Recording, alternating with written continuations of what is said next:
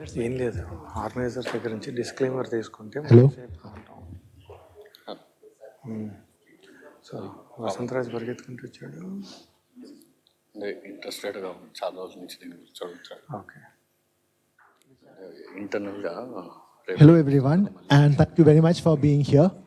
Welcome to this session by STI on surveillance capitalism.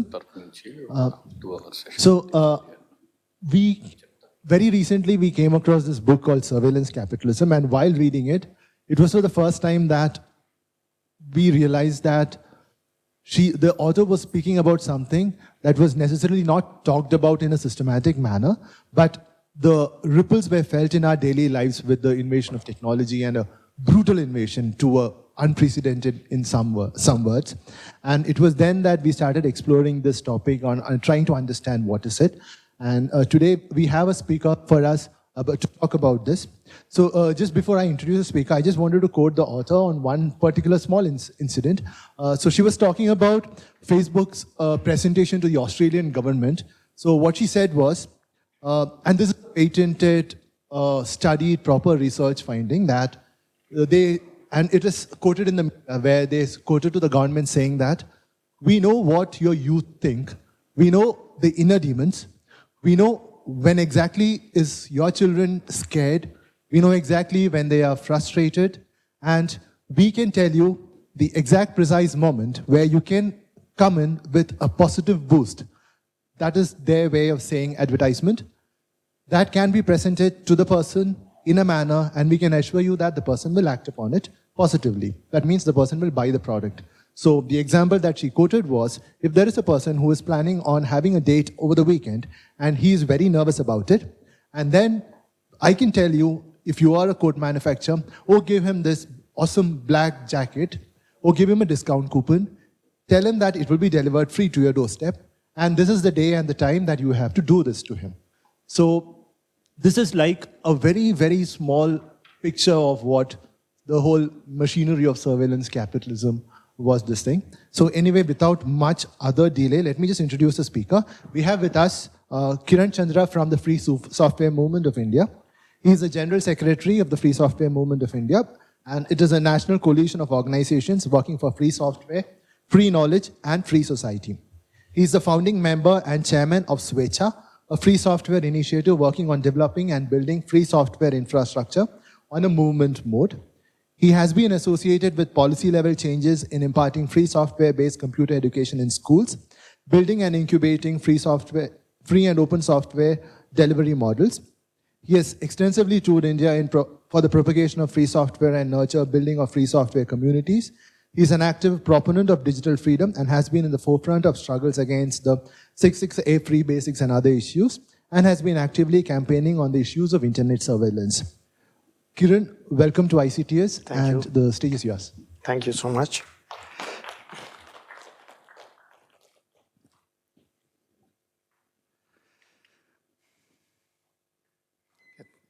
Thank you, Juni. And I'm glad to be here. And there's a group which is doing science. With all due respect to all the scientific community in the world, I was just surprised if I would be encountering one such person who still believes the narrative that the elephant of a head can be transplanted into the human body. So I think the whole nation's perspective of what a scientific institution, when it is tending to change to such a rhetoric, we have institutions in places like this where there are serious people still doing serious science and keeping the very life of the science alive. And I'm glad to be here among you all and to talk about this concept of surveillance capitalism. And I'm really glad that this is getting into the imagination of the commons, that people are being peeped into, not just into what they do, but every minute aspect of human life. When we were doing some of these sessions in the year 2015 and 2016, not very long,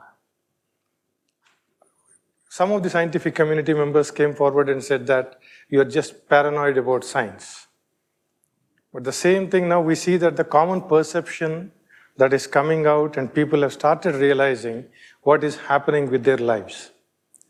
The recent elections, if you all remember, the elections of 2019 were the elections that were fought on data, based on the data, data analytics, the behavioral aspects of individuals, how a particular individual would be voting, thinking, and these elections only made one more point, which can be said that when electronic media and print media were the times of manufacturing consent, these elections were just won on the basis of manipulating consent.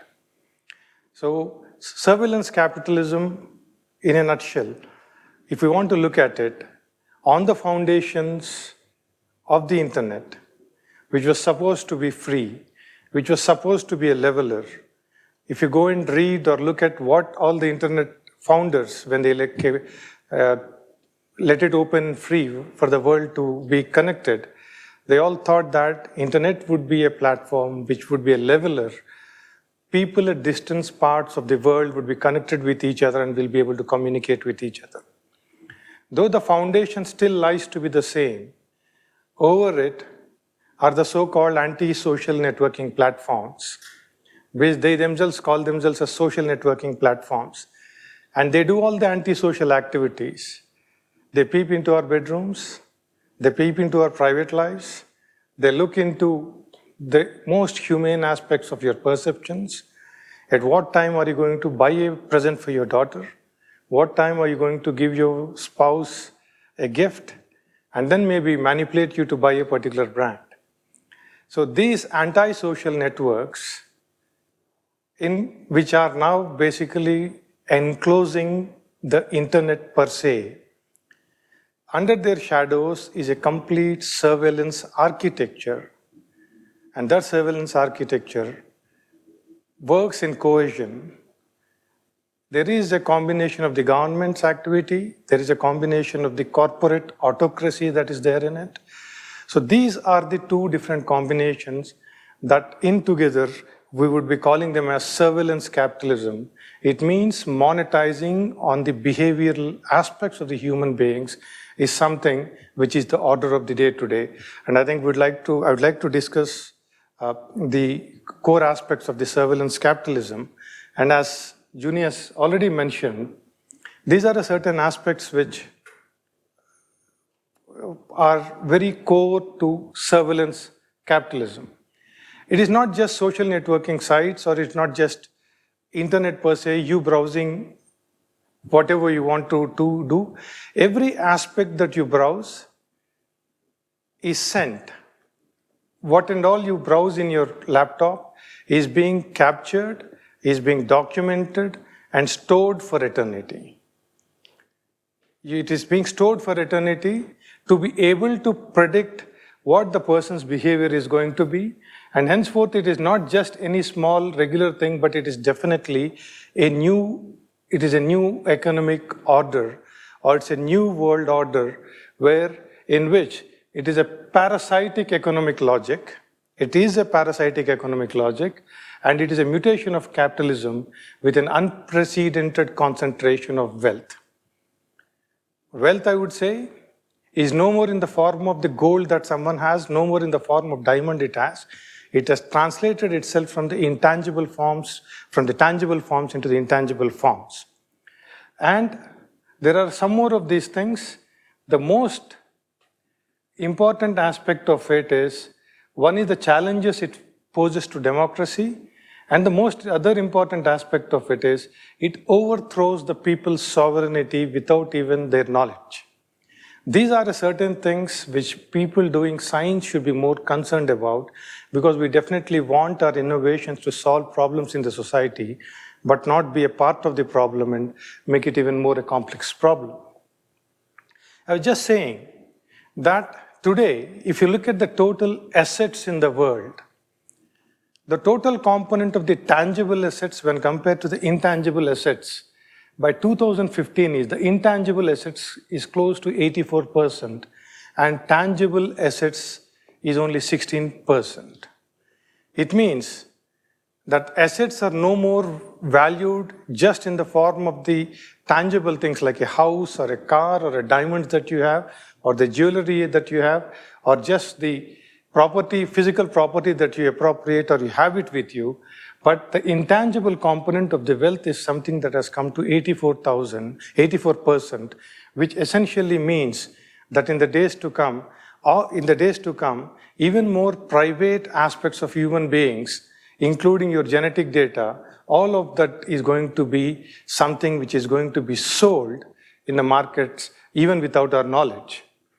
And if you look at this, we have been talking about who could be the top corporates of the world. The top corporates of the world till 2006, if you look at globally, they would be all oil companies, followed by the banking sector. Oil corporations, followed by the banking sector. Corporations were the corporations which were among the top 10 companies, and you only had one mega corporation which was called as Microsoft, which was building its empire based on the intellectual property. But what happened by 2017? If you look at it 2017, you have Apple on the top of it, and followed by Alphabet. Alphabet is nothing but the parent organization of Google, followed by Microsoft, Amazon, and then Facebook. And the recent data is yet to come out. There are 2 more Chinese companies which have cropped up. So from the top 10 companies, you have 7 or 8 companies to be just corporations that are relying and selling data. Data is not just data, it is our behavioral aspects. Predicting our behavior becomes the model, and this is where the world has arrived today, where we have the top 10 corporations. And if you look at it, barring Amazon and Microsoft, the rest of the corporations are pretty new. And you don't see IBM, you don't see Deloitte, you don't see Dell or any other corporations which existed prior to that. So these all are the corporations which survive by selling information, or their business models are precisely based on data. And I would just want to stop here. And why is it that people started believing it? Earlier, it was only limited to a very small group of people who would really understand it. This was busted. I would say these are the martyrs of the digital millennium, because it was they who brought out the nakedness, the way in which this world is transforming itself. WikiLeaks is an organization which has brought out a lot of documents, and Snowden's files only proved that this is not a conspiracy, because this is not just a conspiracy theory, but there is a corporate autocracy under the US surveillance system, which is basically taking control of the whole world. And I think these 4, from Snowden to Assange to Aaron Swartz to Chelsea Manning, all of them are the important people who, in this last decade, who were instrumental in bringing the truth out.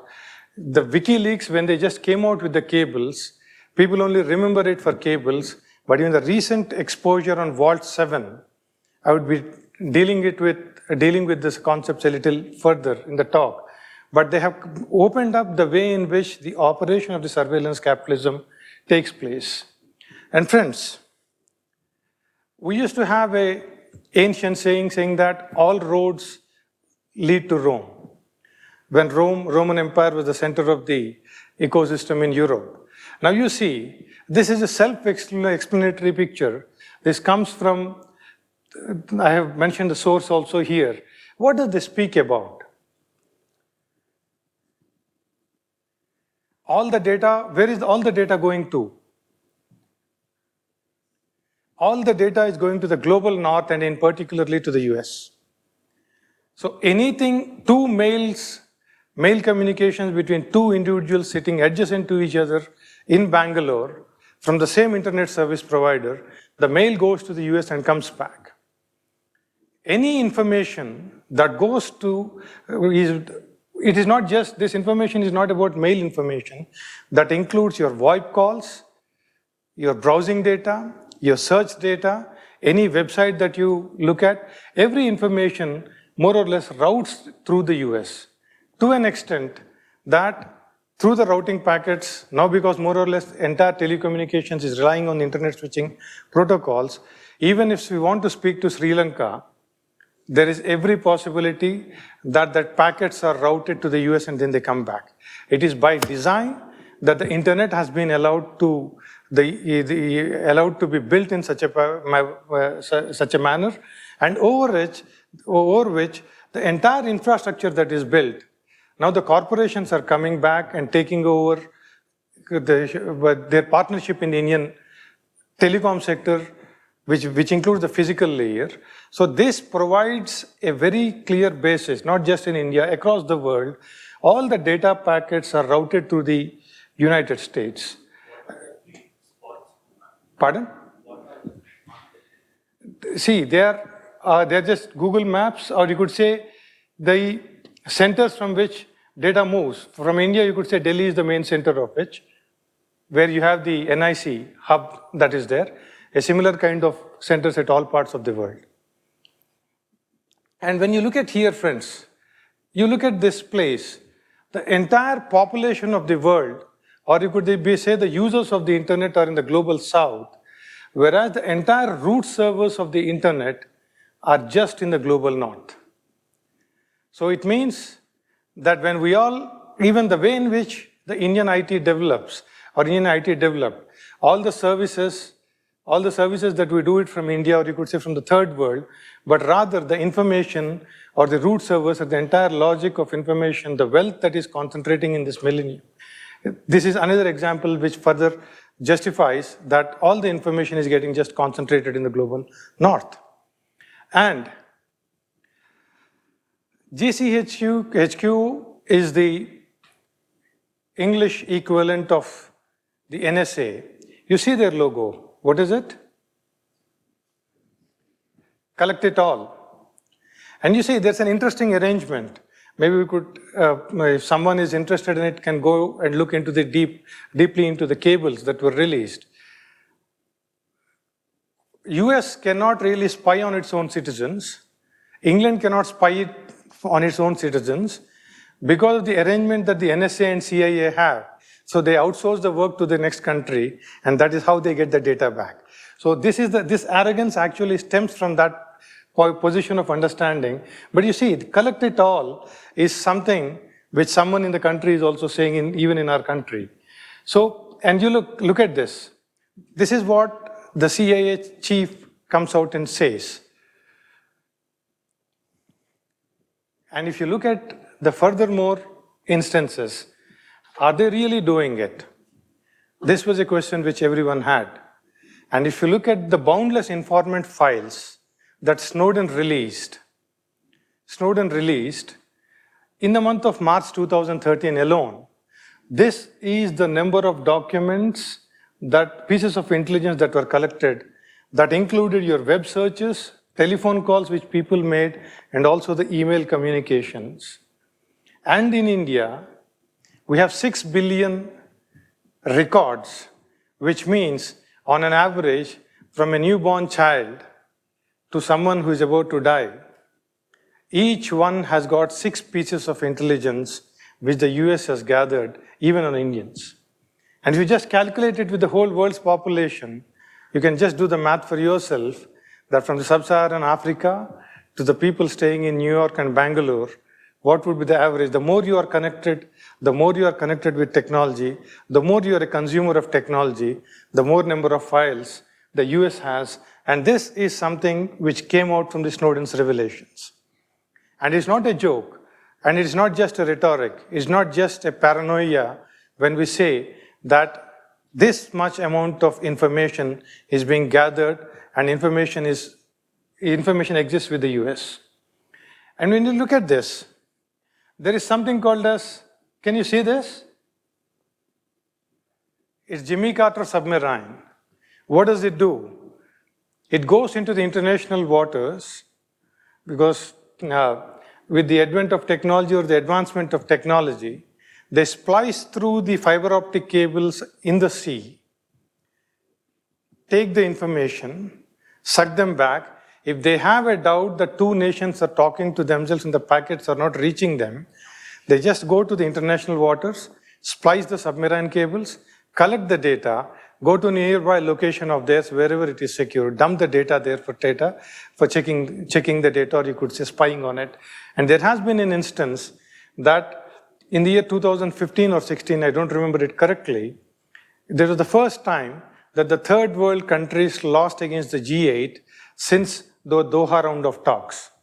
The reason was all the communications with the third world countries or G22 countries were talking to their base locations, or you could say their capitals, and coming back with an argument. The CIA had the information with them, the G8 nations had the information with them, and that is where the third world countries were beaten back. And you could see, these are the methods which are done by the institutions like NSA, CIA, FBI, or GCHQ, or the respective agencies of those governments. Is this surveillance capitalism just a game of these intelligence agencies? It is not so. Anyway, I'll skip this slide for now, because this is something when we see it. Where was the targeted spying on the world by the USA before Snowden? This is what people anticipated it to be, but after Snowden revealed it, even India has been a point, and in the further slides I'll show there are 150 locations in the world where US has got its own bases to spy on the nations across the world. Friends, this is something. This is a data center in Utah, which was revealed by Prism. I had friends studying, my classmates studying in the University of Utah. I asked them, did they ever have any knowledge of something of this kind existing? Many people who have been researchers, even in computer science, did not even know the existence of such a data center. You see what the size of the data center is? It is 1 trillion terabytes, it's in yottabytes. Generally, we have 2 or 3 sources of power for any data center because there cannot be any fail, we cannot afford to have a fail situation. But this data center has got its own nuclear power plant also to provide energy just in case if hydel, thermal, and the rest of solar fail. So this is where they are. And you just imagine, it is 1 trillion terabytes of data which this data center holds. And to an extent that in the recent report that we read across in the news, it says that the capacity of this data center is being increased by 4 times. And when you look at it, this is the combination. What does it do? 2 people sitting adjacent to each other in the same room, using the same operating system, looking for the same topic, searching in the same Google, will you get the same results? What happens when you search for it? Yes, Juni says that it is a customized result. What does that customization mean? Exactly, not just based on the history. It's based on the history. History in the sense is not the historic thing from the past, but based on the other websites that you have browsed. 2 people sitting in the same room, adjacent to each other, browsing for a news, you will be getting 2 different scenarios based on the searches that you have made, based on the websites that you have visited earlier. There would be something called as cookies that would come and sit in your machine. Cookies come and sit in your machine. The basic purpose of them was to ensure a secure communication between you and the server. But rather, these cookies now engage in sending your complete behavior, your mouse behavior, where your mouse pointer really lands, at which page, how long are you watching it. So all this information is sent back. Based on the information that has been sent back, the machine learns from it, which is called as the machine learning, and the algorithms define what kind of a search results are supposed to be sent to you.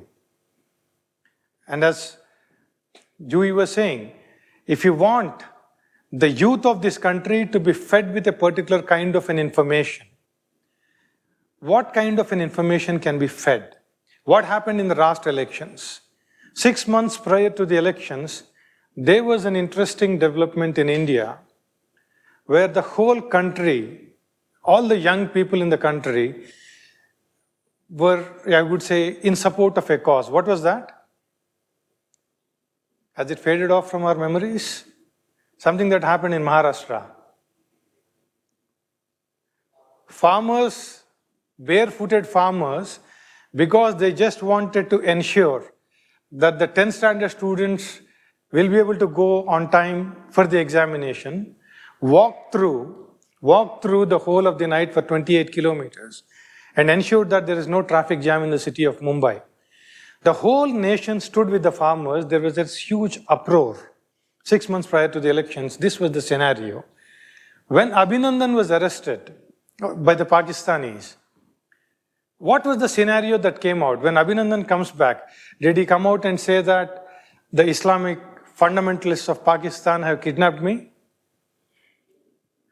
He was a very sensible man. He came out and spoke in a very sensible way.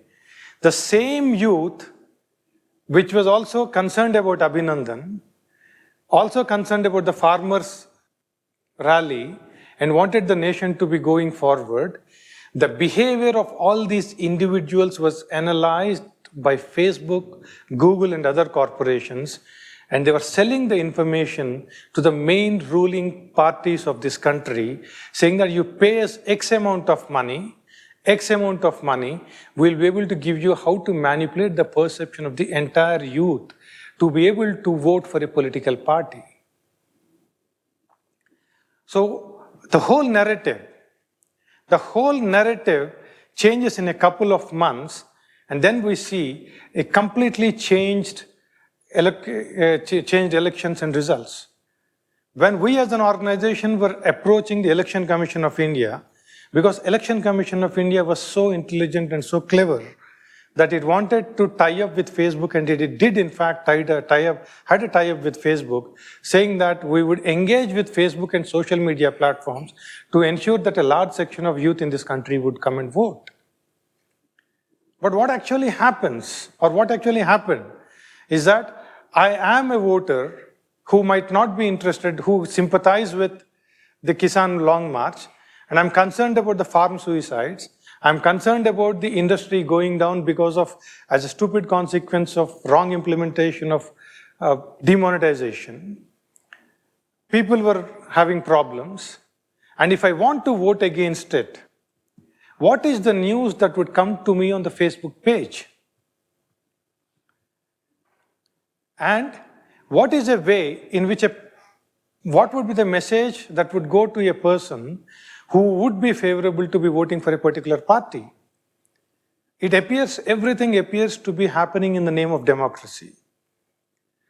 How many of us here sitting here have marked ourselves safe in the earlier situations of being in a cyclone, road accident, some flyover collapse?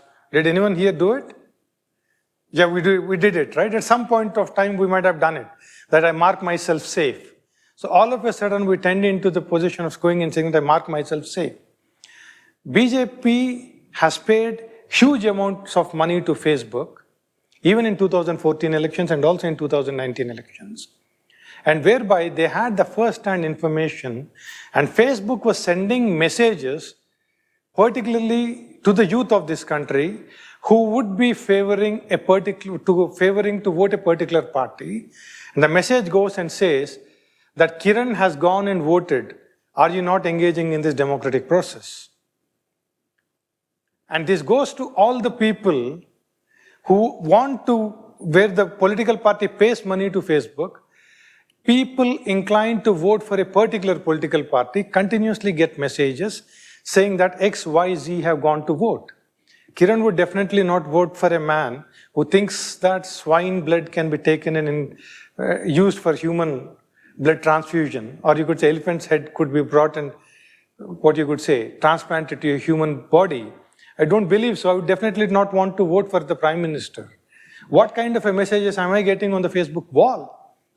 The messages that I'm getting is that there is a tense situation. 15 kilometers from the place where I stay. And the police commissioner said that after 2 o'clock, everything is going to be all right, I can go and vote. What kind of an impact will it have on my mind for me to be, as being a middle class person, who want to be kept away from violence? Will I ever think of going out and voting? This is a manipulation which was deliberately allowed by the Election Commission of India. We went to the Election Commission of India and they said, we don't have the capacity to do it.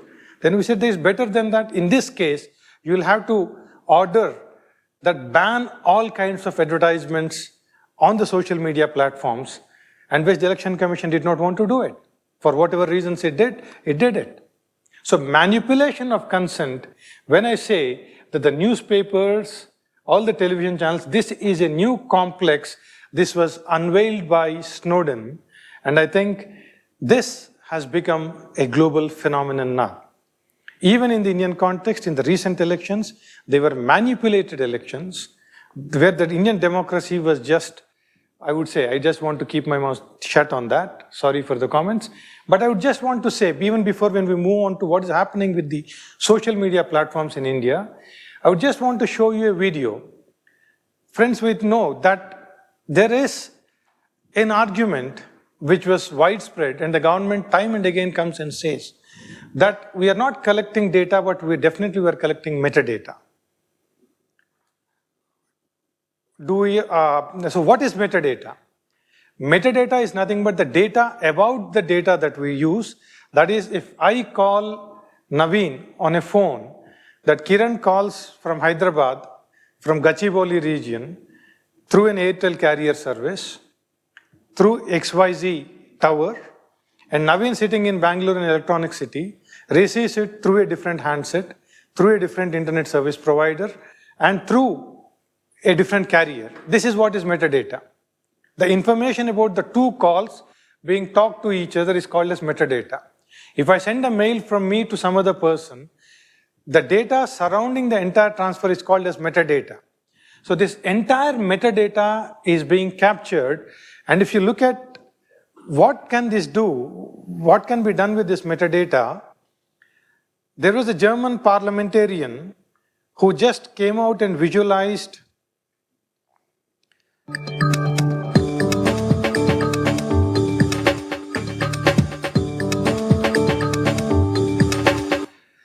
you just see, friends, keep a track of this date and timeline here, and also the distances that is covering.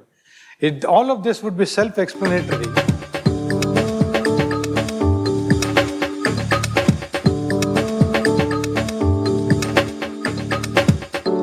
So we could just assume that was he walking?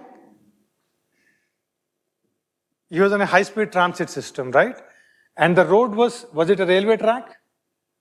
It was a highway. It means he was on a car. So you can just analyze it for yourself.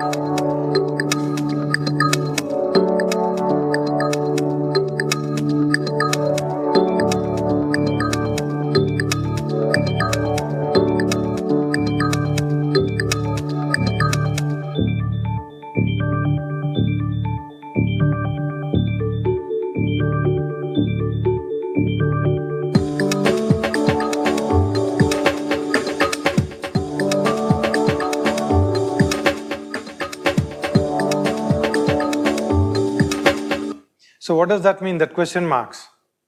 He is in Munich.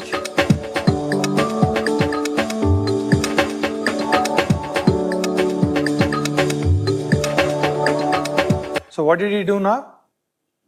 He flew. In an hour's gap, when he's able to clear so much of ground, it means just he was flying and he's back in Berlin.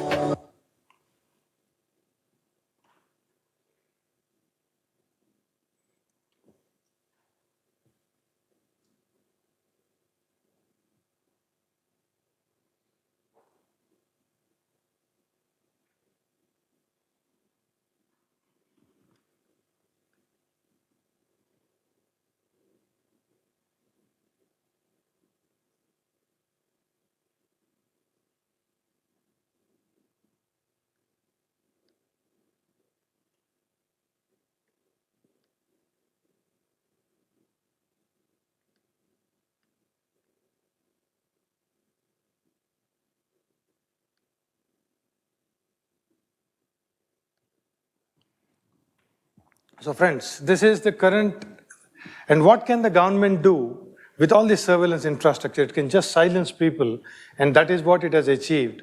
The last person who is there is now Snowden, who is missing, but the rest of the people, all of them have been silenced. And now, we'll just look at, once this has been the targeted spying by the government, and we'll look at what mass surveillance is to do with us. And here comes the role of the social media platforms. In the year 2016, WikiLeaks released something called as Vault 7, which was nothing but the tools that the CIA has made, NSA and CIA were using for a mass surveillance program.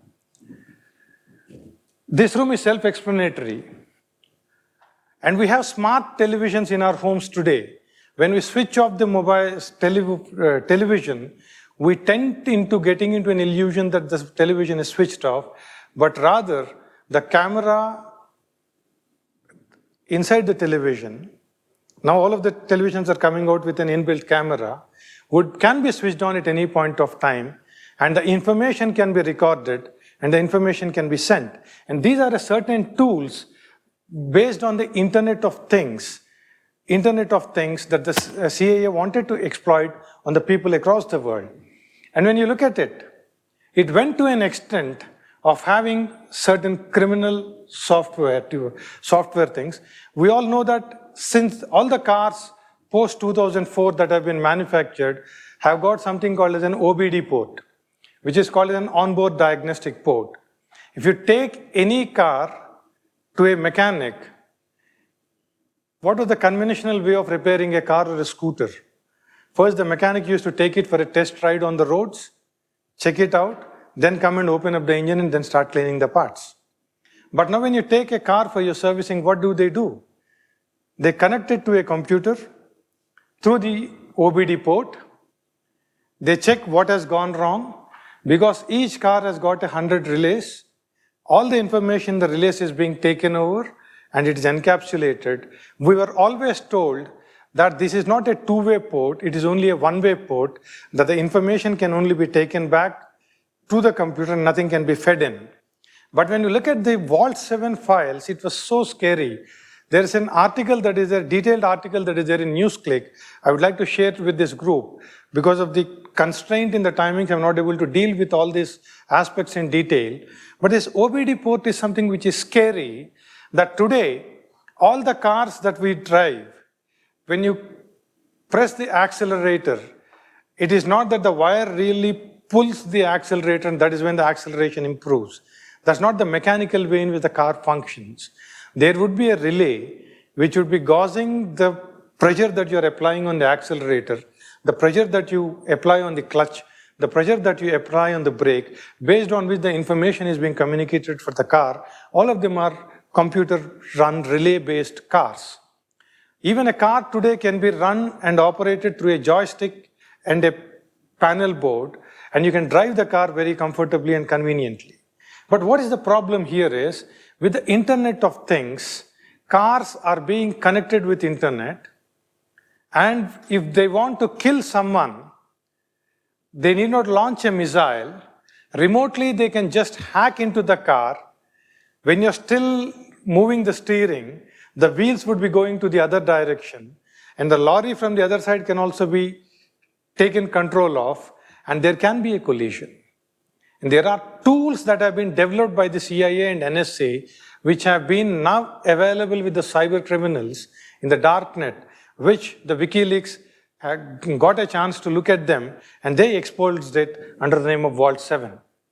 So the world in which we are today, if the surveillance state wants to really finish us off, identify us, locate us, it is with a precision of less than a meter that an individual can be identified and located. For whatever reasons they want, they're not happy with our research, they're not happy with us doing something which they feel that our research is going to be a competent thing to their corporation's interest. So this is a world that we have come into, and this is the reality. And what are the rights that the CIA has? They arrogate themselves the right of penetration, infestation, and exfiltration. It means they can penetrate into any device. What did they do in the recent times? There was a story that came out which said Pegasus software comes into your mobile phones. It comes without your knowledge, installs in your mobile phones, and WhatsApp becomes a platform through which it comes, sits in your mobile. Without your knowledge, every activity that you're doing on your mobile phone is communicated back, and globally there were 1,200 individuals who were targeted that included scientists, scientific community, 120 politicians, and a large chunk of activists on the world who are always, most of them, who are against or fighting against the corporates. Or you could say, rather say the corporate autocracy. So these are certain things which they arrogate themselves. And you look at also, I don't know what this 56 inches chest is doing, thumping his chest off, but India is a targeted point of this 150 locations by the USA. India is also a point of target where they sit here and spy on the country. And with this is another revelation that came out with the X-key score, which was the final revelation of Edward Snowden. And friends, yes. I think there's a very important point about Wall 7, which is not just that the CIA created these tools and were trying to spy on people, but the fact that they lost control of it. The reason Yeah. why Edward Snowden were able to get this information was because they lost control of the ability to control. Like, so you don't even know who's controlling all the. Yeah, exactly. I think I thought, no, I would say that it was even much a simpler answer to that.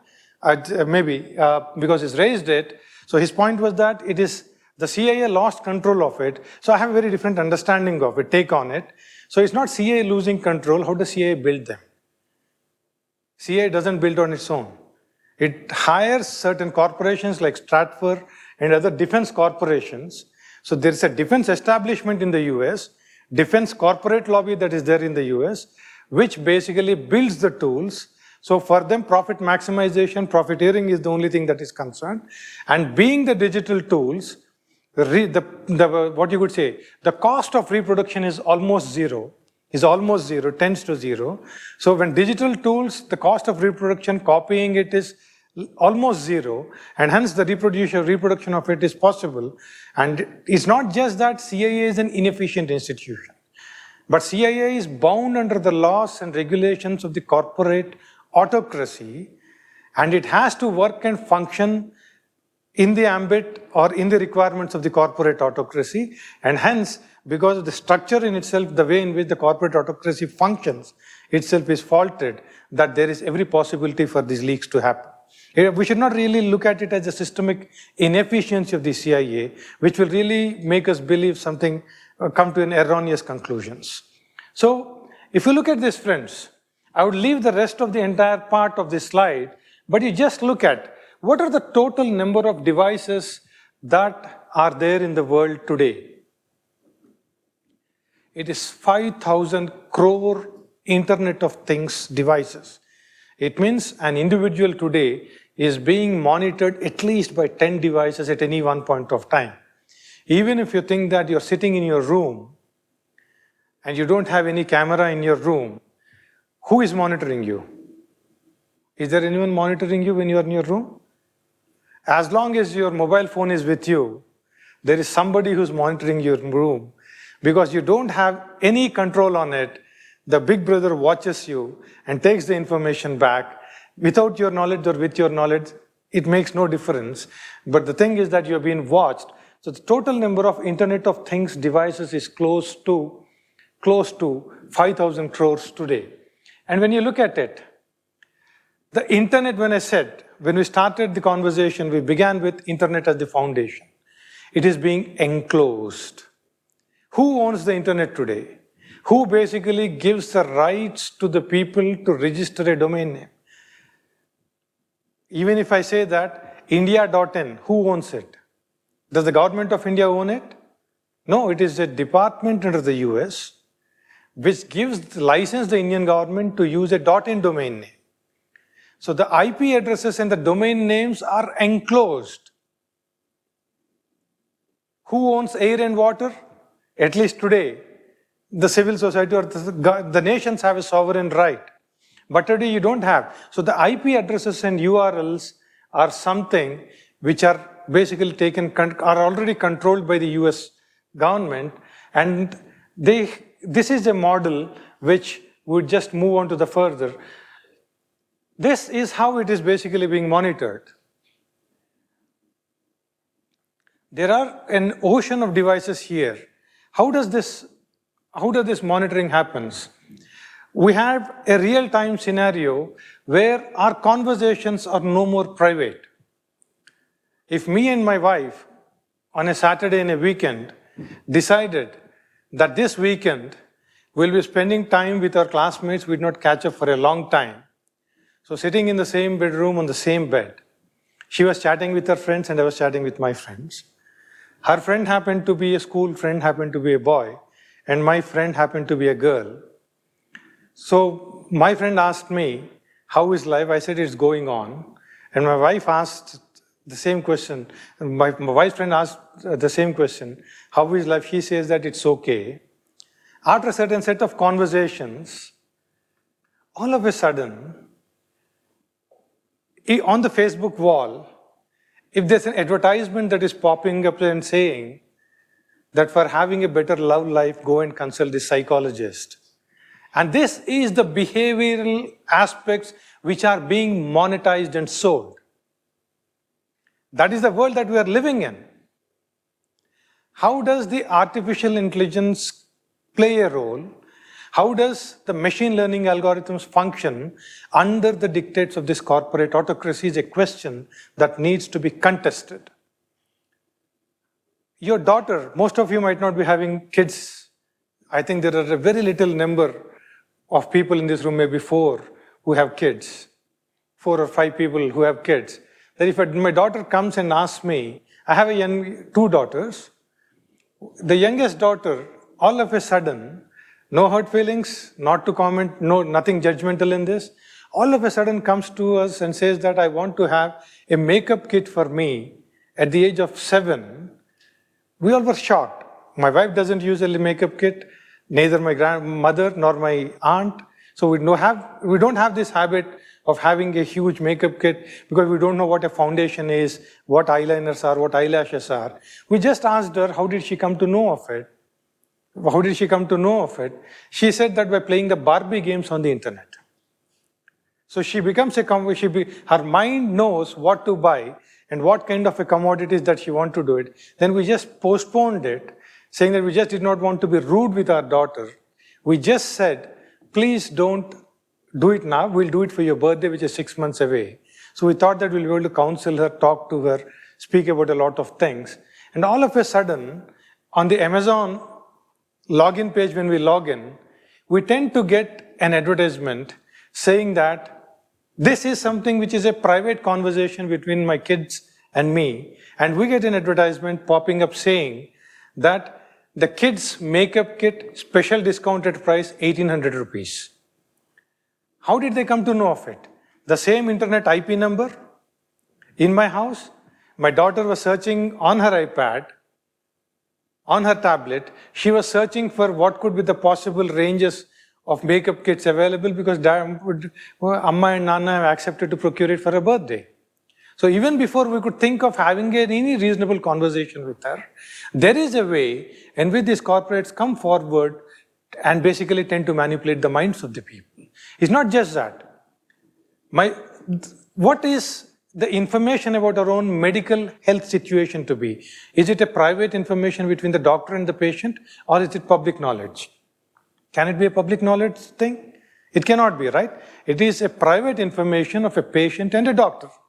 My father, a cancer patient, there was a particular drug that I was supposed to buy. When I was searching on the internet, because the medical shops did not have the stock of it, all of a sudden, there was a series of mails my dad was getting, and he was surprised of how this information reached to all these business houses. So every search information, every private information of ours, friends, most of you, tomorrow we will be going and living in apartments. In the morning, you all to go and do something, Pavitra Karyakramam, right? The holy thing that you do in the morning, you take your mobiles and go and read there. And once you start reading for a longer time, there is no wonder you all would be getting a message saying that for constipation, use XYZ drug. Even if you don't want to give the maps of the Google maps of your house, you don't map it to Google, Google has the information. How? Because the advertiser who is selling you the apartment would have advertised about it sometime back, 10 years back.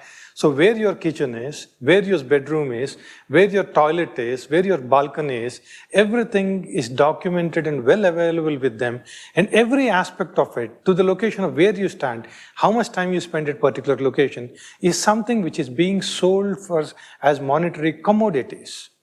So the most private aspects of the private lives, if they become commodified, and when they start become commodities, is this the kind of an artificial intelligence that we need?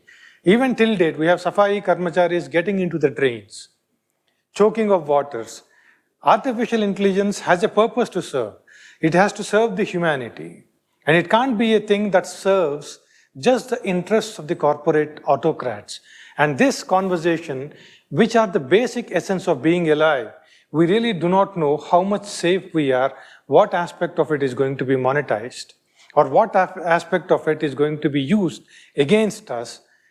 It need not be any criminal conspiracy that is going to be built on you, but to manipulate your own self for the interest of the corporate autocrats, we have no clue. And friends, snooping was not done by any of these. Of course, these things do that, but snooping is largely done by someone else, a larger state. I think I'll skip this slide because I'm just overshooting the time.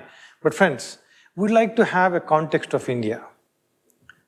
In India, we have 30 crore smartphone users. In 2019, they said that it is 50 crores. And this year's statistics, we are yet to get it. And you just look at it. When we say how much data is being produced in the world, certain studies say that from the dawn of civilization till 2009, the total amount of data that was produced, it was doubled in the year 2010. If you can just look at it, the total amount of data that is being generated this year is 35 zettabytes, and it is nothing but 1 followed by 13 zeros gigabytes of information, which is being generated every year. It means that with the 5,000 crore devices around you, every aspect of information is being monetized. And you look, who generated all this information? We as people are forced to reduce the certain stats of what Facebook is. Who generates the information? It is we who generate the information, right? Don't think that Modi was a self-obsessed person. That is why he had the selfie syndrome with him. He was paying back Zuckerberg for what Zuckerberg has done for him in 2014. He's not a lunatic. When he goes to the US and hugs Zuckerberg, it was not out of anything else. He was basically paying back. Selfie with the daughter, selfie with everyone. What do we do when you take a selfie? We document our behavior. What do kids, particularly teenagers, do? Their entire behavior, they're publicly documenting it for eternity so that there would be corporations which would be taking their data and keeping it forever. And probably I'm from Generation X, and I'm a little lucky because we have been consuming internet post our teens or since we were in the teenagers. But if you look at millennials, poor people sitting in this room, even before you're born, your parents started getting information about your embryonic stage through the internet, right? When they go for medical tests, they get the information through the mail. So your life, since the embryonic stage is being documented, and also what you're documenting is that I'm feeling happy, feeling sad. So the mood analysis of the nation, today Facebook is in a better position to predict. I was told that the total number of students in this campus is 100. Am I right? Sorry, I'm not right. Am I correct? Yeah, close to 100, right? 100 is a very small number. But definitely, I'm pretty sure that the two closest friends, are there any two closest friends in this room? Maybe, now they have become a lot of electronics around, people don't want to come out and say. If you just ask them to say that, how many genes of gray does your close friend have? You'll not be able to tell it instantaneously. How many people in this college or this institution wear jeans and come to colleges or come to the educational places? Nobody will be able to predict it. But for sure, Facebook can predict it. When Facebook says that you go to a particular location and Facebook, because you have checked in, the hotel restaurant gives you 10% discount. The restaurant XYZ gives you 5% discount. So we go there and say that we're just putting on the check-in status. I say that I have checked into this biryani point. What is the Facebook actually doing? It is actually documenting the weight of your purse, that your spending capability. It is documenting how much money you'll be able to spend. It is documenting in which social layer of the society you stand for. How many times an individual X can go to a 5-star hotel? How many times he can go to a chai dhaba, stand there and drink a tea, have a cup of tea? What kind of clothing does he wear? So that is based on documenting this entire information. Now there is a news coming out saying that, what is the new app that is getting popular now? Anyone on Snapchat? Not yet. So you're old people then. Most of you are on Instagram, right? Or most of you are on Instagram. And we people are even older people, we are on Facebook. So the people on Instagram are documenting different kind of language, because we were documenting text and a little bit of image. Instagram only documenting images. Snapchat is even more different. You document your behavior to an extent of to be able to read your face. What is the distance between the nose and the eyes and the eyebrows when you frown, when you are laughing happily, when you smile, when you smirk? Is there a way in which these corporates can really have the information? How does Snapchat function? You take a video or a photograph and send it to your friend, and then it is gone. By the way, we don't own that data. Facebook owns all our data, because we signed the agreement when we were creating our own account, saying that all the data that we are putting on Facebook is going to be the data of Facebook. We agreed to it, and it's only then we created a particular account. And similarly, Snapchat is now acquiring the information to be able to predict your behavior real time. With the cameras around, how is it going to function? I would just like to take an example. How is it going to function? You have your uncle or your dad or your grandparents admitted in the hospital. You have an insurance for 6 lakhs rupees. You want to, what? Any time? Yeah. So I'll just finish with this. You have your uncle in the hospital, your dad in the hospital, or your dear one in the hospital, and you have applied for insurance. The information about your insurance being rejected comes back to you. What would be your state of mind? It's in a medical emergency. What do you want to do? You need money immediately, right? Generally, if I don't have an option, what do? I'll check with the insurance corporation, fight with them, and ensure that things are sorted out. And instantaneously, because SMS comes to me, I might be panicking. I might not look at the insurance, the SMS that I got from the insurance. I'll have to still wait for the hospital. Of course, there's a very little difference between a 5-star hotel and a hospital today. So the hospital doctors, the hospital, whoever it is, support staff coming and saying that your insurance has been rejected. So by the time I get it, my information would have been analyzed by ICICI Bank, or you could say Paytm Bank, or any other bank, and I would be offered a 16% personal loan instantaneously. If I have a fat pocket, they'll offer me a 6% interest loan. If I'm vulnerable, they'll be offering me a 24% instantaneous pre-approved loan, and there will be a person sitting there in the counter to facilitate you. It appears that the corporates are facilitating us, but they're predicting our behavior. For them to be able to predict accurately, they should be able to monitor and assess your facial recognition, not just facial recognition, but your behavior.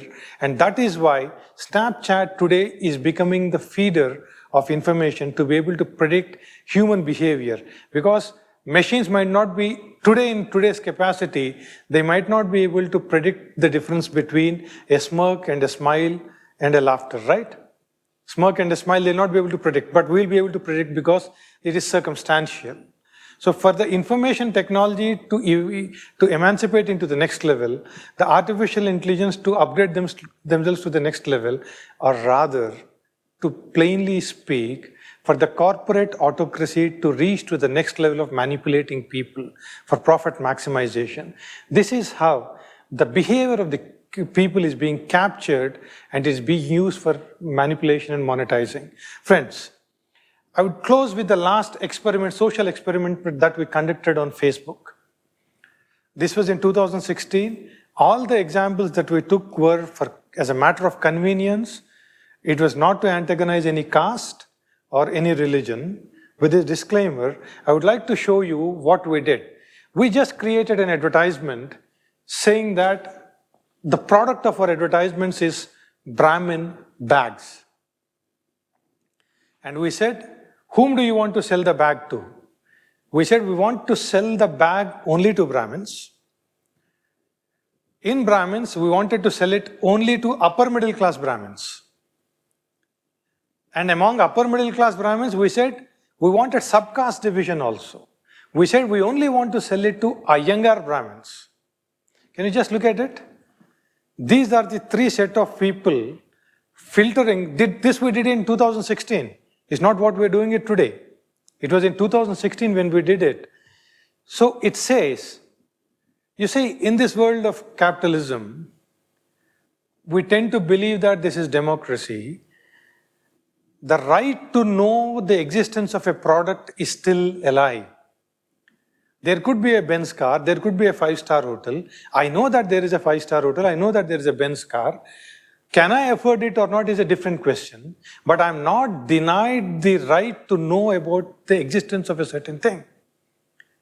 But this is nothing but balkanizing the people who are sitting adjacent to each other with very thick walls that people would not even know what they are getting.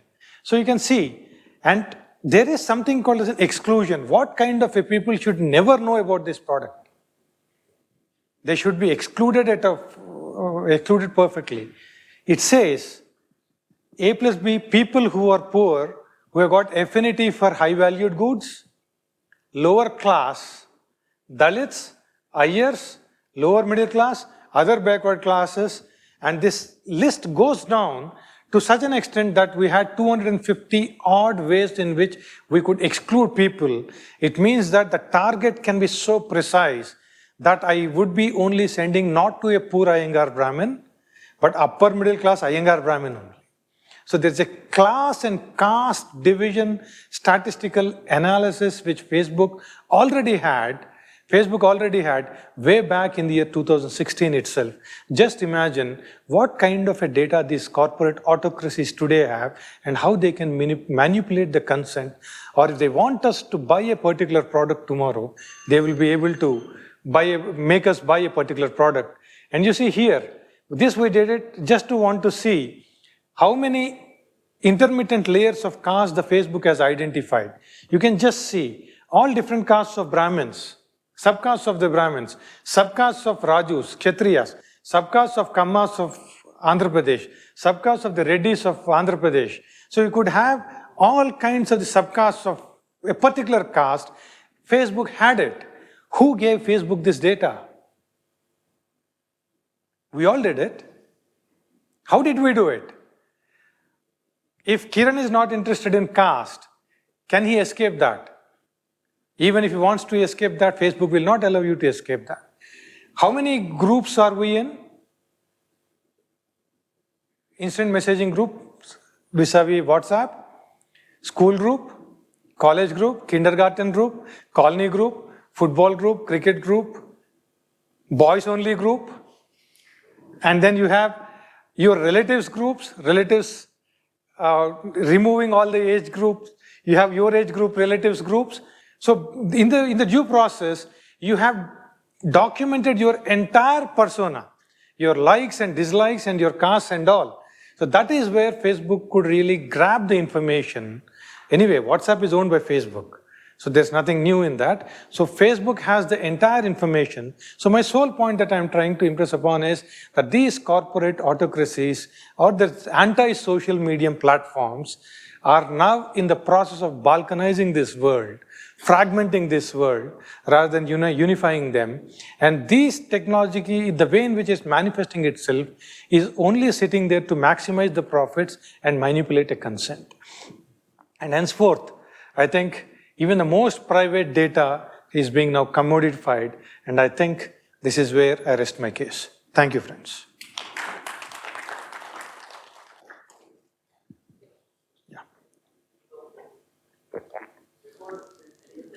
Small request, which is raise your hands and I'll give you the mic, and then that way we can have everybody ask the question rather than people asking without that. Hello. Yeah, can you hear me? Yeah, I can. So I wanted to share one experience. Yeah. It is common that if I search something in some in Google, that for say sports shoe. So some Adidas or Nike advertisement blinks in Facebook. That is very common. I'm not surprised with.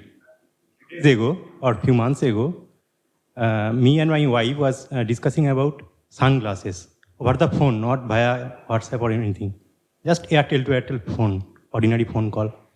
And we actually, I saw a particular type of sunglass here with my friends. And that was something, I just described the model. I didn't know the model number or what is it called. I just described the model in Bengali. And the next day, my wife got a SMS from about that particular model from that particular company Lenskart. So, mention any Lenskart or model number, anything. And we didn't search in internet. Yeah, both of but us. you have Google in your mobile. There is Google Assistant in your mobile, which searches your voice, which is very familiar with your voice and your accent. In India, we have Telugu English, Bengali English, Kannada English, Malayali English, Bihari English, Bhojpuri English, right? Multiple Englishes. Yeah. So it would be difficult for us to understand, but Google is already documenting. There's Google Assistant in your mobile. No. You don't know. It is there in your mobile. Automatically there in all your mobiles. Okay. So it does this job for us. Okay. Okay. It will reply. And you can also choose the voice. It can be your wife's voice or some other sweet girl's voice, your choice. So it does it for you, yeah. So in this monopoly of US having all the data, China and Russia are two different entities. They are maintaining their own networking system, right? So how that is working and meaning, yeah. Okay, so Russia is a very interesting case. Russia had a legislation recently in 2015 or 16, which should be an eye-opener for all the other countries. It said, like laptops when you buy, you are entitled to install any operating system of your choice. You can install Linux, hundreds of different flavors of free software is available, which you can install. You can install Windows of anything. You have a right to install.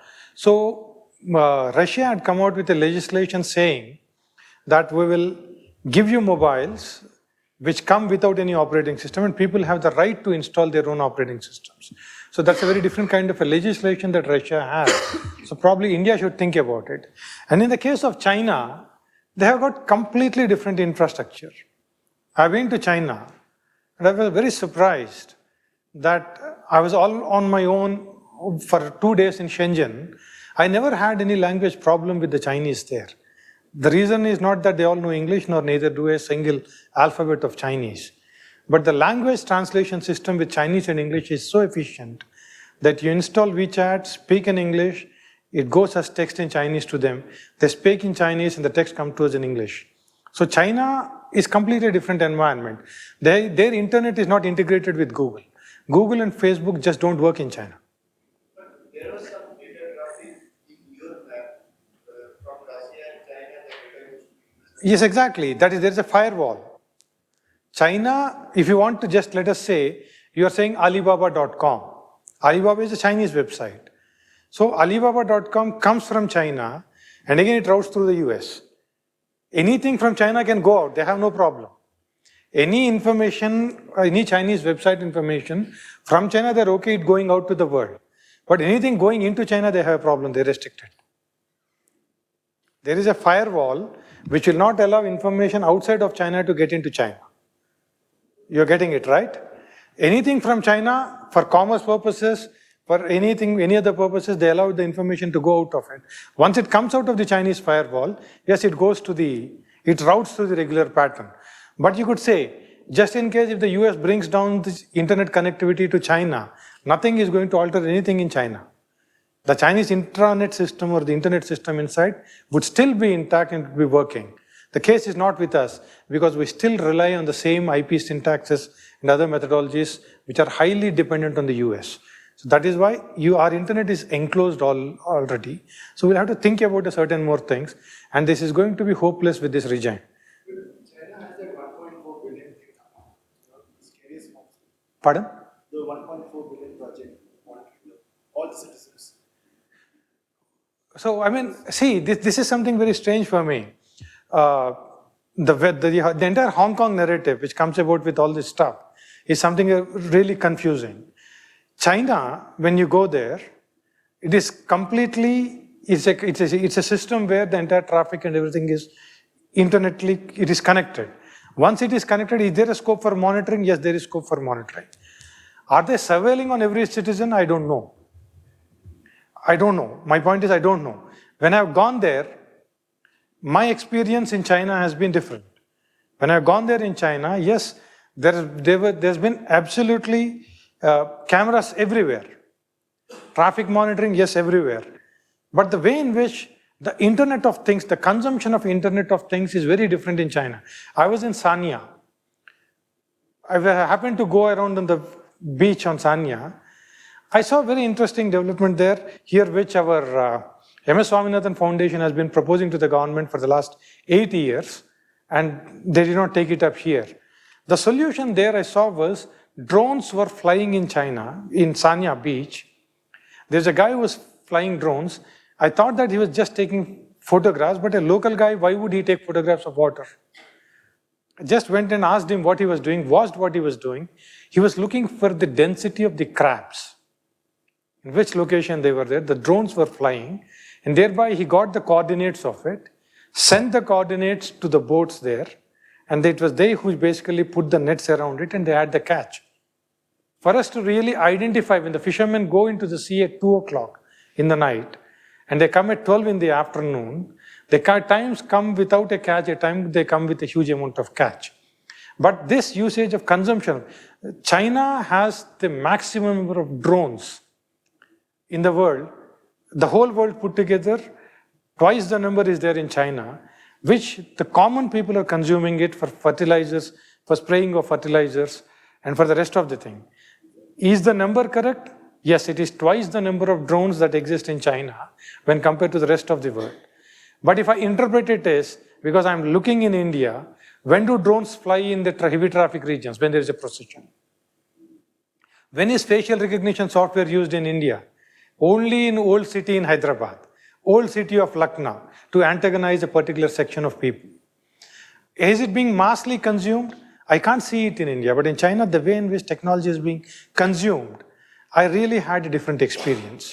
And this 1.4 billion project for human surveillance, I'm not really clear because I want to read more on it. If you have anything more to say, I'll definitely learn from you. Yeah. So, connected to the voice, so how I never consented on a browser or mobile phone to have my voice being analyzed even when I'm, not using the device. How did that happen, and how can we disable it in Google? So okay. That is one. And second question is, which browser and search engines do you recommend which doesn't track? Good. So the first part of it is that stop using Google. That's I don't know, I'm just proposing something, and it's not a rhetoric. Okay, so the thing is, I have a mobile and I don't use Google Play Store. I don't need to go to Google Play Store. There are ways in which there's a large movement in the world called the free software movement, which is building tools for protecting the privacy of the individuals. We should be able to use such operating systems, install on a mobile phone, and then have it, on the mobile phone at least. Otherwise, whenever you want to have some privacy, keep the mobile away. There's no other way. So if you want to have Google, it is as good as your Antaratma, so you can't really get rid of it. The only thing is you need to transform yourself. That is one option. The second option is, we're not Luddites. We don't say that we are not anti-technologists. If you want to use Google and still you don't want Google to track you, use something called as a DuckDuckGo. It is just an interface over it. It's an interface over it. And our colleagues here are there. I propose here that you please have a crypto party here where you can protect your privacy, how you can still be efficient in doing things, more efficient in doing things by not selling our information out. We could not say steal, or you could say somebody looting our information out, not selling our information out, looting our information out. I would request that FSMK would come and would be more than willing to come and do a workshop for you people of how do you basically protect yourself. So in the browser domain, most of you use Firefox. In the default search engine, rather than having it as Google, you change it to DuckDuckGo or Start Page. So there are multiple alternatives that come where we use the infrastructure of Google and still would not allow Google to track our information and get back. There are certain more privacy tips. It would be really good because there's a very lovely audience and I think you all do science. So you should do it more scientifically. Henceforth, you should have a crypto party here and FSMK would be more than glad to do it.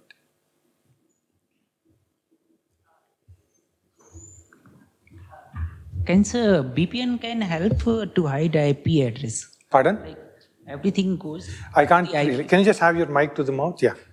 Sorry. Everything goes by.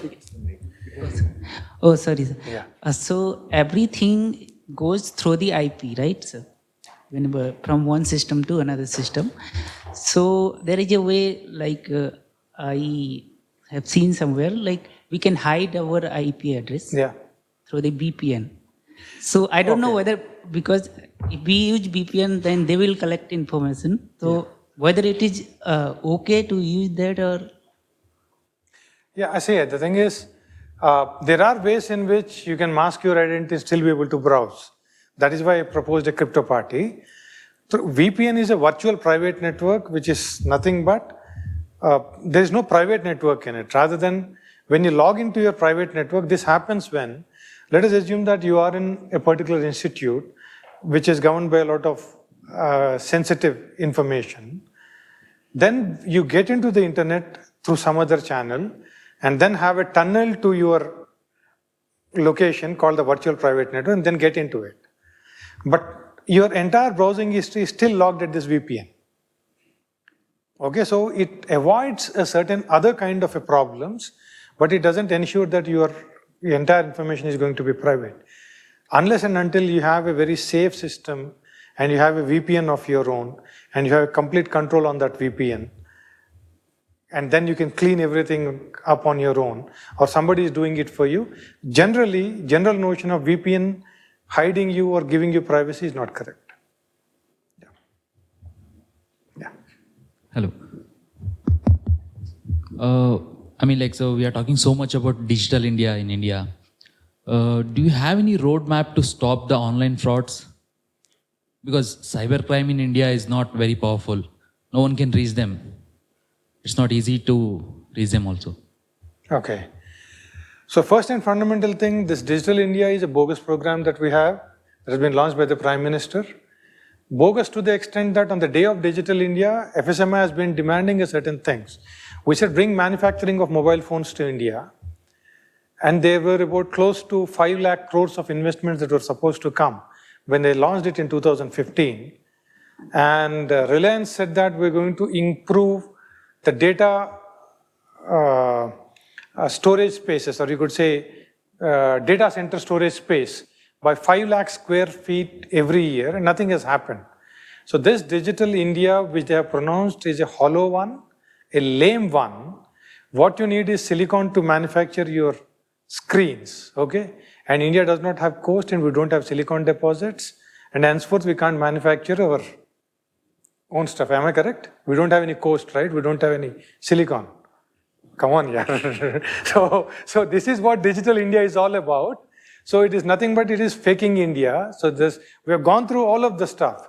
Even when you see, what did they do with, that is why we have a slogan called re-engineer this Digital India. Because this Digital India is skewed, it is fraudulent. What did they do when they went with the demonetization issue, when they wanted to come up with the demonetization issue?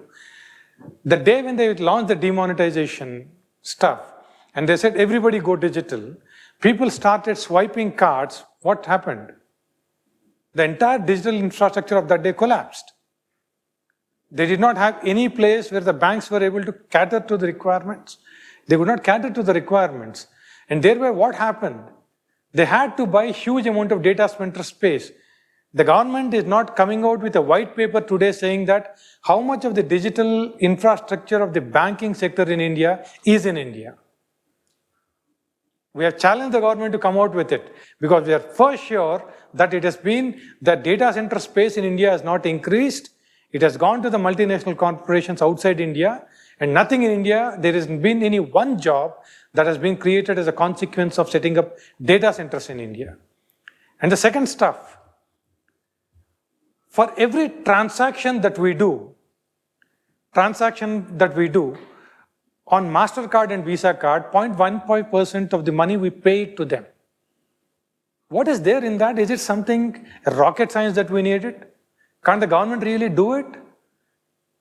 After they launched the Digital India, they said we're going to come out with RuPay and the Beam UPI, which is a flawed thing, and a lot of security flaws exist in the entire infrastructure, even till date.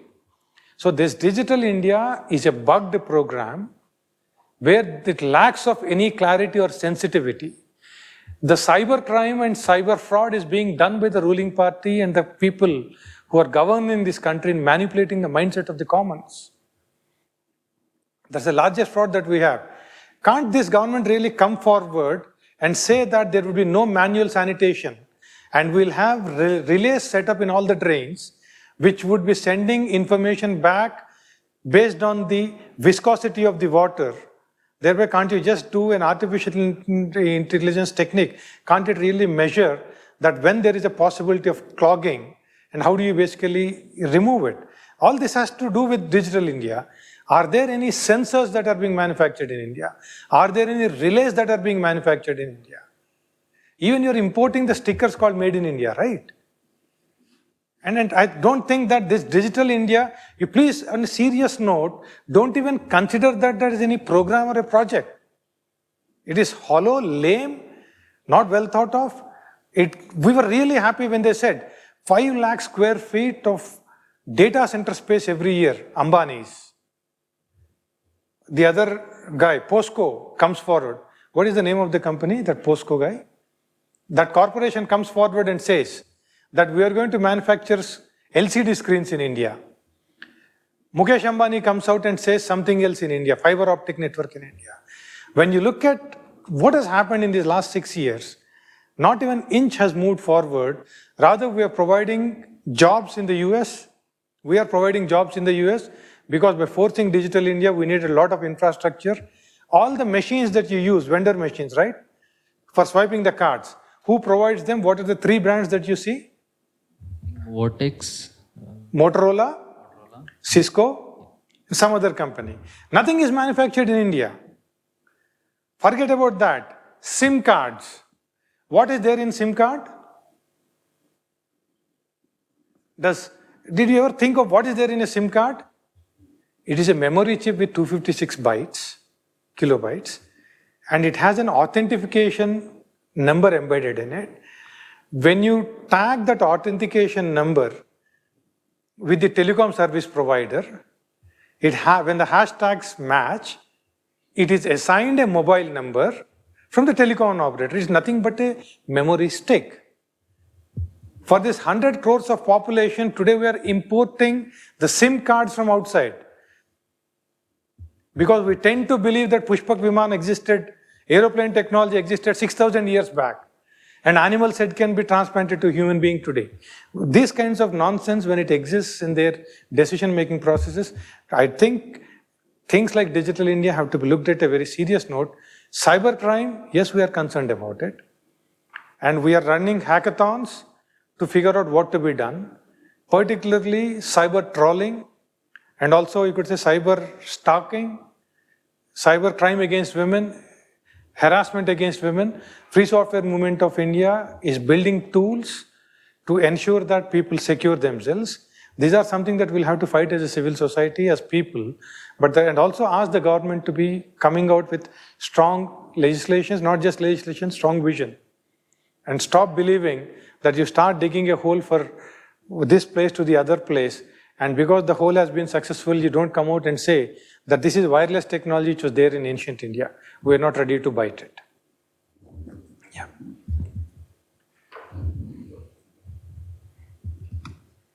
So, in this context, recently there is some noise about this data protection bill. So, what is in the bill and what purpose it is actually going to serve? What is your take? See, data protection bill, it's a problematic thing. The central argument of this data protection bill is saying that all data that is being publicly owned will be owned by the government, and government will sell it to the corporates. Are you getting it? Now Facebook and Google are collecting it. Now the government will collect it and then will sell it to whomever they want. So government is saying that we would have the right to gather the information of any individual, because on the name of Aadhaar we have collected huge amount of data, and we should have the right to sell it to anyone, whomever we want. So data protection bill, in the very essence of it, is supposed to protect the data of the individuals. And the individual, if he desires of what kind of data that he wants to sell it to the government or allow the government to use it, we might be allowing the government to use it. We might not be allowing the government to use it. That right should be there with the citizen, which does not exist in this bill. So this data protection bill, with all that language that is written there, the intent of it is that the government now wants to say that it will arrogate itself the right to own the data and it can sell it to anyone. So this is a problematic formulation in the data where the privacy of an individual is still hangs in the air. Because a certain kind of data, for instance, government getting information about the total number of tuberculosis data cases in a particular area is something which the government is supposed to know to increase the sanitation facilities, to increase the drinking water facilities, etc. No one is objecting to that. But saying that Kiran Chandra has got tuberculosis, and henceforth this data can be sold out to Pfizer, or this data can be sold out to Mylan, or this data can be sold out to Reddy Labs, is something which we are finding a problem with. Either if the government does it, or if a private party does it, we still have a problem with it. So this data protection bill, the intent of it is problematic. I would request you all to raise your voice along with the Free Software Movement of India and other groups which we're working for a certain changes into the bill.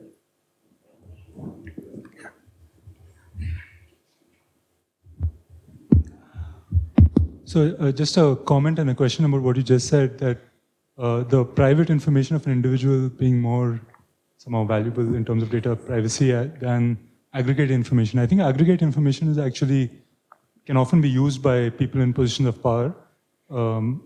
Not in the case of tuberculosis, but other things like if they have data about the political inclinations of people or other things like that, that can be misused in a democratic. In fact, I think that is in many ways more dangerous because we have seen what happened with Cambridge Analytica and other things. So in this attempt to have a law that protects democracy, not just individual privacy, but democracy, isn't it important to have something that prevents the misuse of aggregate data by powerful players like the government? I completely agree with you. That is what we are demanding. Okay. So I just ask you all to join us. Yeah, I missed it because... Yeah, fair enough. No, but I agree with you. I think what you have said, he said that's the reason he said he is commenting on it. And I completely agree with you that this is supposed to protect the intent or the privacy of the individual. So we are very clear that what kind of a data the government can take, what the government should be having. We absolutely have no problem with it. But privacy has to be protected, individuals' interests have to be protected, and the government should never be given the right. Silencing people is something which is even more serious, which is nothing but basically even stifling our voice. For instance, today, one last point which he has said, are there any other questions? Otherwise, I would like to conclude. Actually, I have one question. Yeah, please. I will just answer the last one is what I wanted to appeal because he is asked. It is close to that, yeah. So the name Cambridge Analytica is now very famous, but now since they have been out and then they're not doing extremely well in this field, who are the new players? I'm sure this market is still wide open and somebody is in their dirty work. Like, who are the people who replaced Cambridge? We have a lot of lunatics here, right? Prashant Kishore is one among them. But rather their business model is something different. Cambridge Analytica, the whistleblowers came out and said, an interesting thing one should remember is what Zuckerberg said at night. Zuckerberg said is that with Facebook, wow, so much can be done. How did Cambridge Analytica do it and how did we not do it? So hereafter we're going to do it. So that is what Zuckerberg has said. So Zuckerberg is going to do it. They announced it. So the biggest player is Zuckerberg alive there.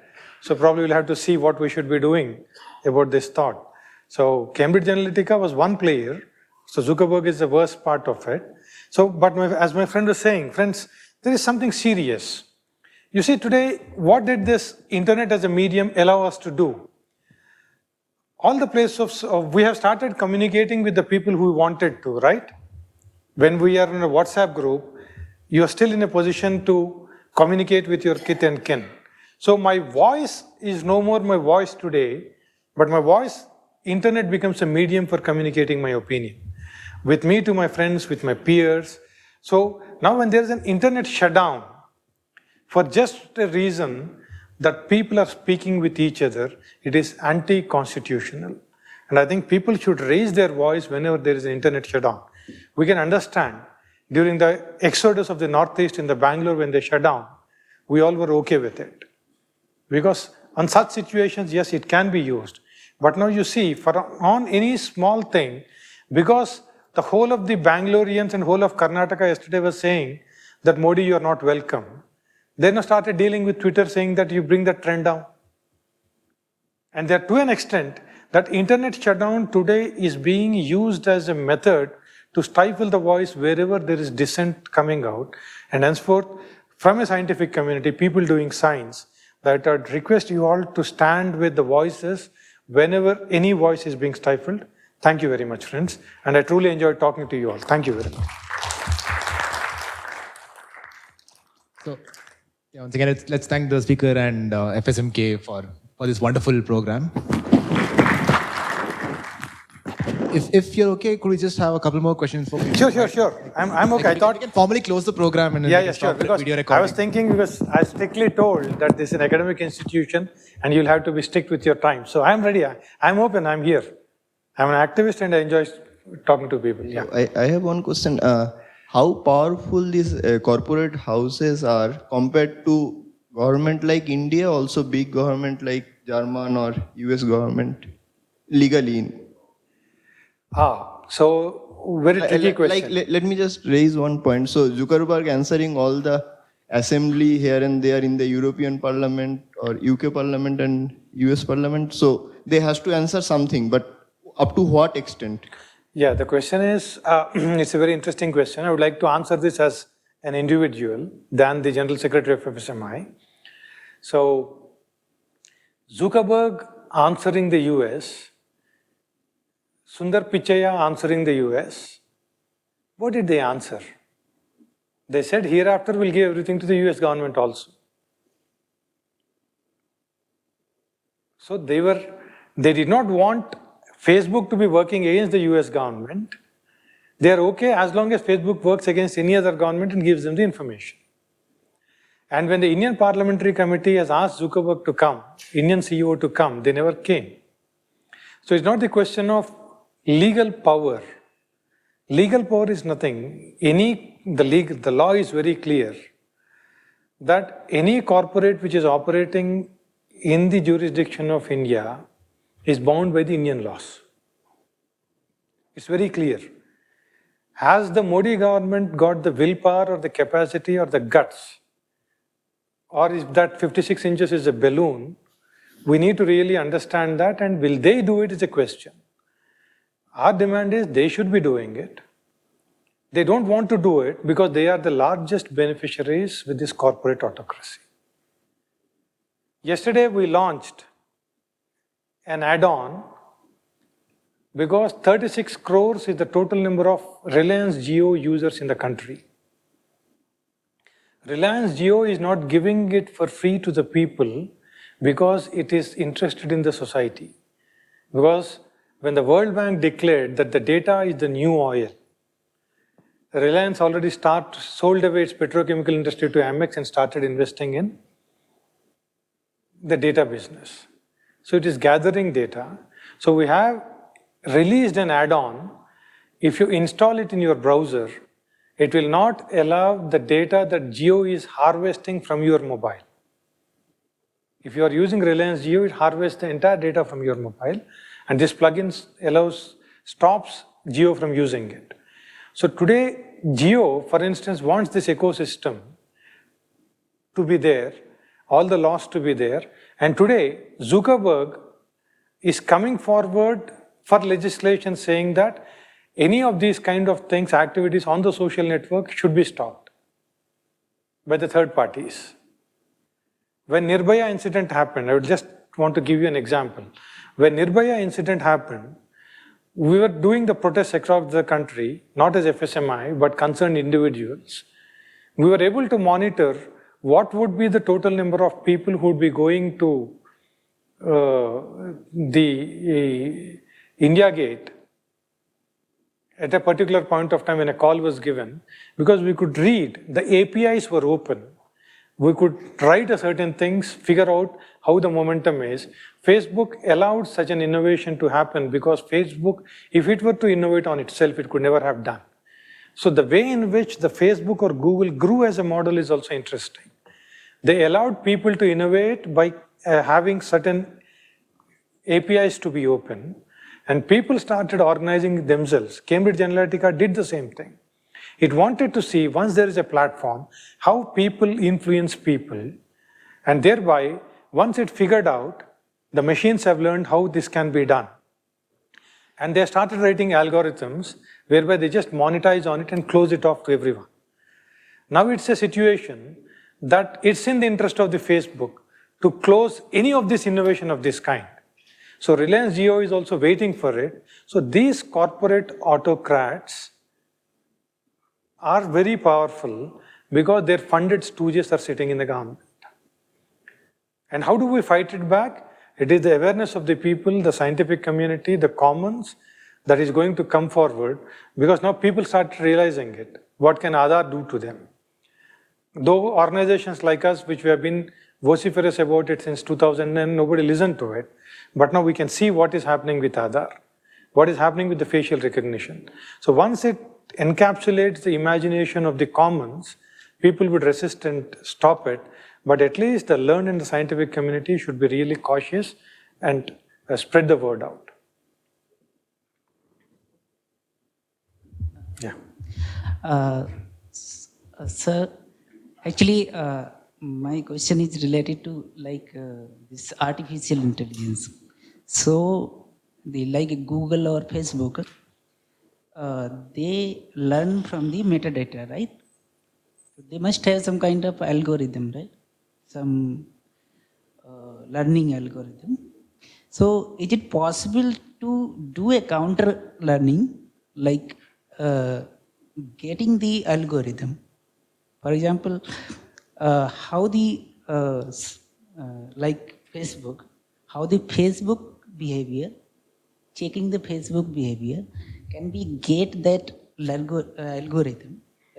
At least not at all, not whole algorithm. Can we extract some part of it? Okay. So friends, there are two aspects of it. One is the know-how of what these corporates have with them.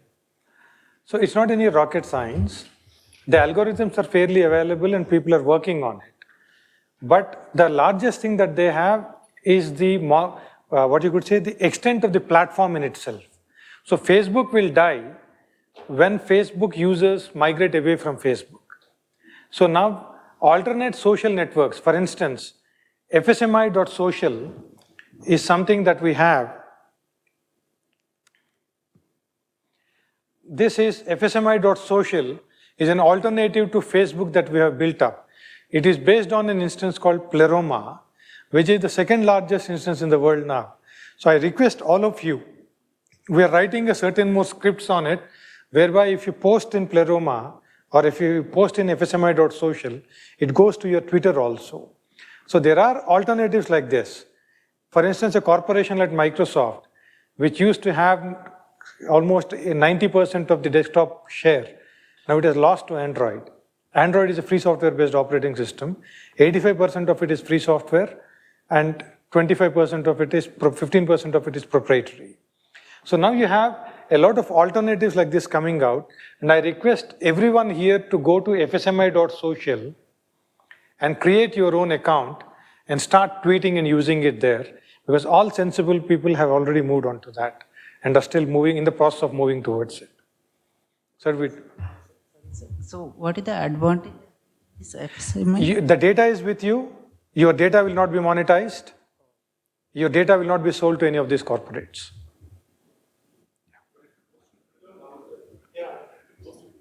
Because it's your account, you can give your account a certain permissions to post your tweets onto the Twitter also. So it's not that all the data automatically goes to Twitter. You have your account on fsmi.social. Whenever you tweet on fsmi.social, you can also, it also gets automatically posted on Twitter. So because you already have an audience on Twitter and you don't want to lose it, so for that purpose we are writing it. Maybe another 2 months it should be ready.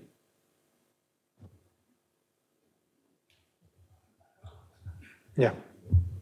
Currently, what is the protection that I have in India? Like legal protection. Huh? What is the legal protection that I have in India against digital aspects? My question is, for example, if I go to a bank and, or for example, if I go to a hospital, do I have the right that my data will not go to, say, for example, when we were having our baby, there was first cry coming there and collecting like written forms were being collected from parents outside the labor room. That I could say no to, but there are there are people who approach the administration directly. Yeah, these are a very typical kind what of... protection do I have? Yeah, this is a very typical kind of a problem. After Supreme Court has said that privacy is a fundamental right. Nothing can be violated against it. Legally we have. But what is the situational dynamics that push you to do such a thing? I'm going there to admit my wife into a hospital, or my dad into a hospital, or my grandfather into a hospital because of a medical emergency. I would be worried more about they being treated.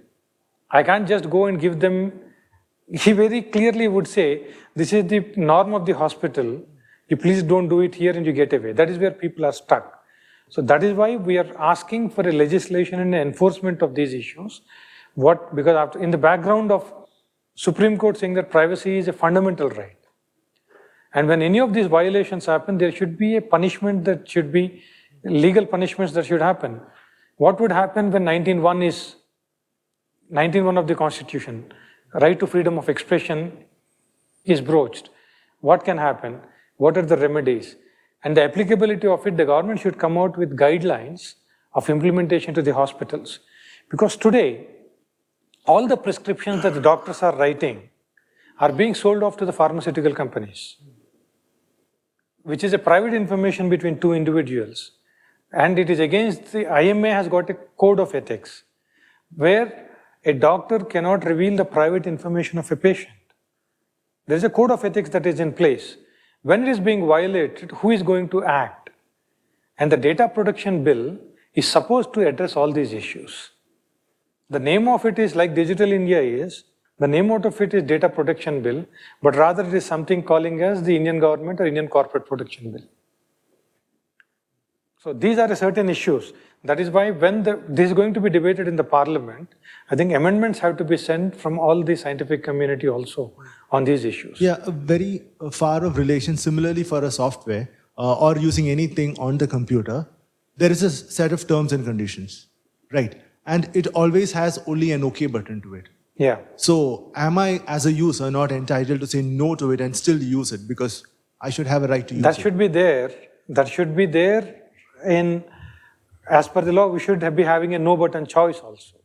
But these are the certain things which the data protection bill should be giving us. So even in software, for instance, all this happens with proprietary software. Because I'll be saying okay without even if I read it, there is no chance for me to verify what he has written is true or not.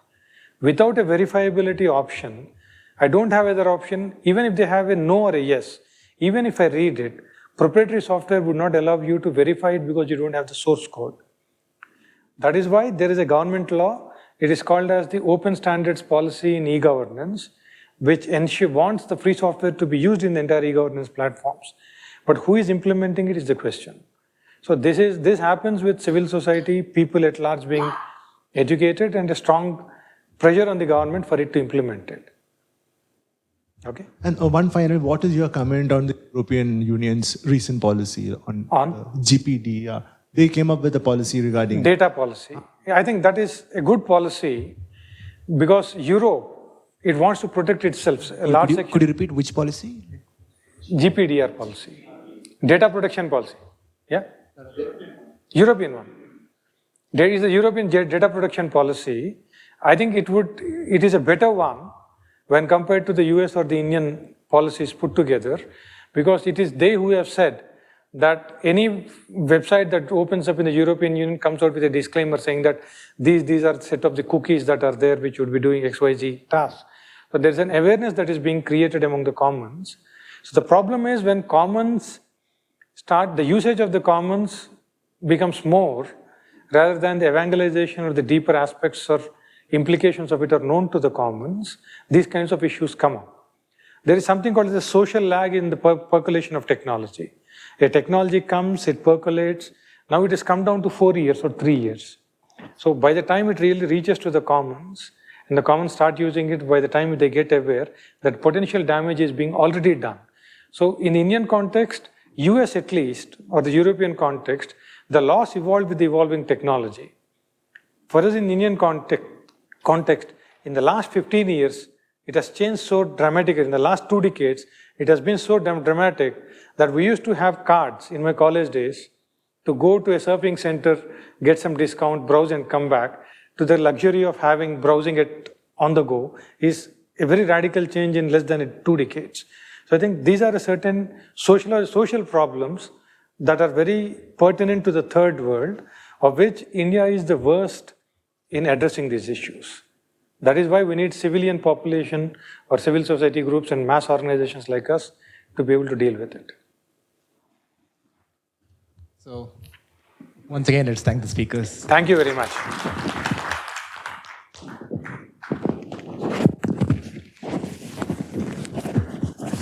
So, I'm Naveen from FSMK, which is Free Software Movement Karnataka. So very soon we will be launching a campaign on data protection bill and how to counter